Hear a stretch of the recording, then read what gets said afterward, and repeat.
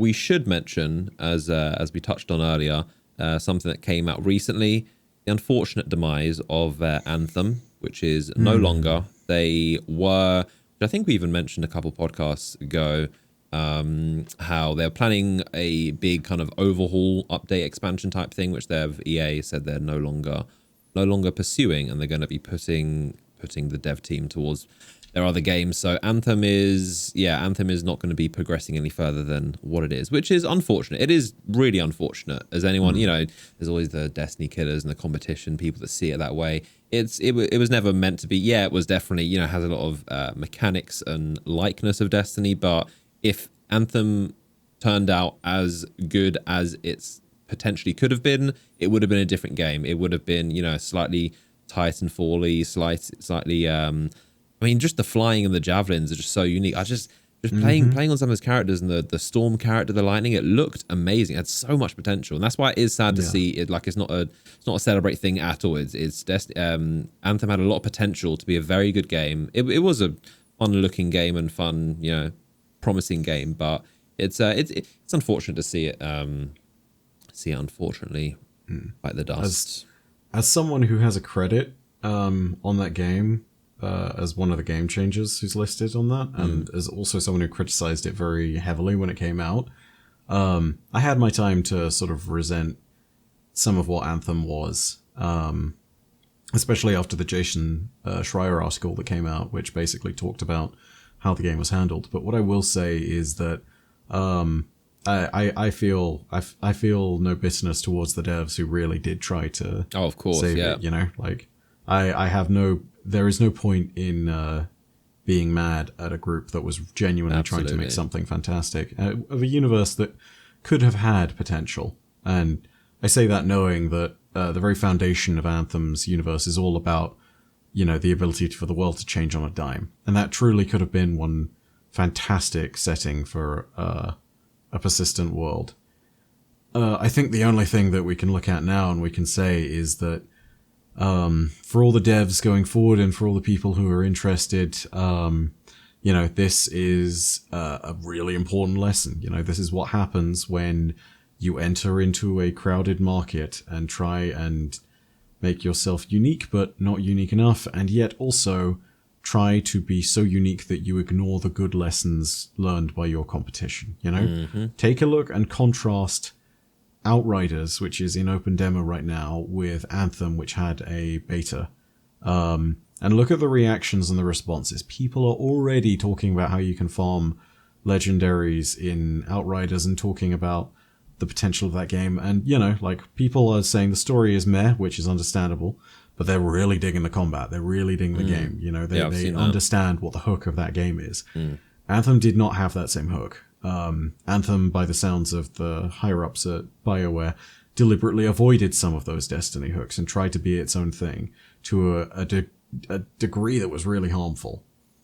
I really just hope that ends up being the sort of big lesson for anybody who's trying to enter this space is do not repeat the mistakes of Anthem. Learn from the failure of this game and understand what you should try and do. Yeah, I think that's been I think we've seen that exactly in the past couple of years of game developers not attempting to make any more Destiny style games, because Destiny is the first of its kind. Obviously there are similarities. Borderlands would be probably the main one, but even completely different games to even Borderlands. Destiny is unique, one of a kind, first of its kind. There's no game like Destiny, and there probably never will be. But Destiny is a very unique game, but it saw, even with a rocky launch, it saw a lot of success, as we mentioned earlier, because of the Vault of Glass, because of the end game, and just reasons to stick around and play.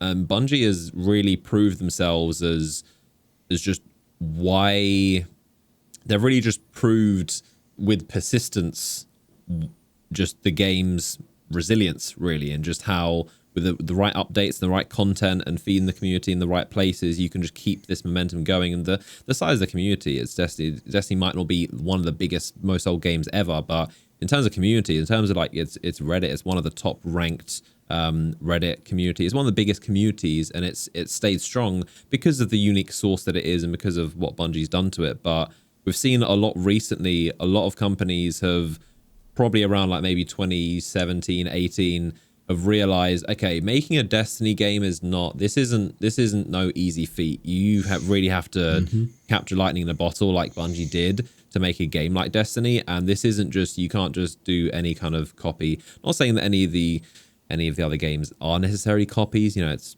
debatable, it's complicated, but we've seen a lot of companies realize, okay, like if you're going to make a Destiny game, you have to be Bungie and put the amount of effort that Bungie has put in. You can't just whip out a clone and find any success. So I think Destiny is kind of, all the competition, other similar games have definitely, game developers are realizing we need to do something different. It needs to be nothing like Destiny, because Destiny itself has trouble maintaining itself. It's a very complicated, weird game. It has its own issues that Bungie have figured out, but it's so far ahead that no other game could even get close to doing it in its lane, which I don't think games should or would aim to do anyway. But yeah, it's just kind of shown a real difference. And now Bungie is, as we've seen with the roadmap of future stuff coming out, they're just trucking on further, and Destiny is going to keep evolving, and it's just going to be its own genre, its own thing that is unreplicatable. Now any game dev knows, if you want to make a Destiny, you're going to have to put, it's a lot of years, a lot of time, a lot of money. It's no easy feat. So yeah, it's very interesting how just kind of the market has turned out, and now Destiny is the only one standing. Still, you know, it's got a couple injuries. It's not perfect, but it's still standing, and it's defined its own genre. Exactly. You know, Destiny is to looter shooter as World of Warcraft is to the MMO. It was not necessarily the first, and you know, there are still definitely titles out there that are most loved by certain parts of their audience, but to say that it is anything less than the defining title of that particular genre would be hubris. Yeah, you know, it would be ridiculous to say anything else. You know. And even other games, there are plenty of other games that have, you know, like Call of Duty, probably every game has borrowed elements of like the social spaces and just little things that Destiny has done and had successfully, and certain vendors, the way the loot system works. Bungie figured out a lot of things which just work, and just the whole games industry, not in a copying way, just in a, you know, just innovation way, have figured out like, yeah, this is a good thing to do. So it's inspired even other games that aren't even anything similar to Destiny. Indeed. And I mean, to give you an idea of how it's changed the space, it has to a certain extent cornered its own market, to the point even that after Anthem got shut down, further news came out of Jason Schreier, which talked about how BioWare was being given a little bit more free direction by EA, and previously revealing that Dragon Age 4 was going to have some kind of service-based element to it, and now it is a single-player RPG, much like the other games in the series, which I cannot imagine how disastrous that would have been, trying to make Dragon Age 4 persistent. You know, a game that needs to do well because BioWare is in this place where it needs a win.